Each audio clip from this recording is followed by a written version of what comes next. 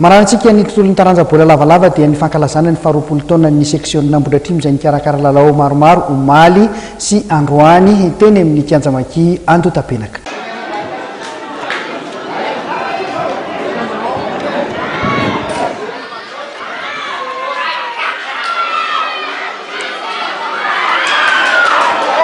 Mitony lalao fankalazana ny faharoapolo taona ny seksiona Ambohidratrimo eo amin'ny taranja bola lavalava ka lalao maromaro ny tanterahana omaly sy androany teny amin'ny Kianjamaky Andotapenaka.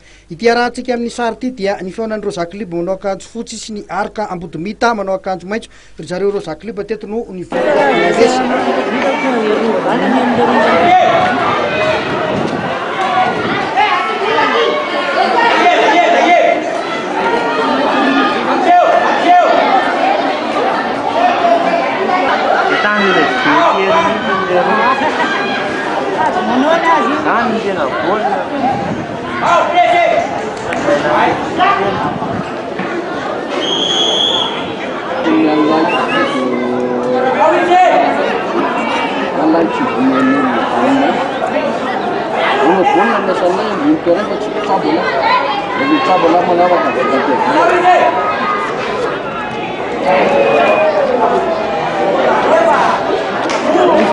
toy izao kosa ireo vokatra samy hafa tamin'ity androany ity ny JBA Anakasina nandresy ny CSA nandrano manalina tamin'ny isa 3 no enina ny 3 efa ampirana nandresy ny Ziesta Talaky Maso tamin'ny isa 212.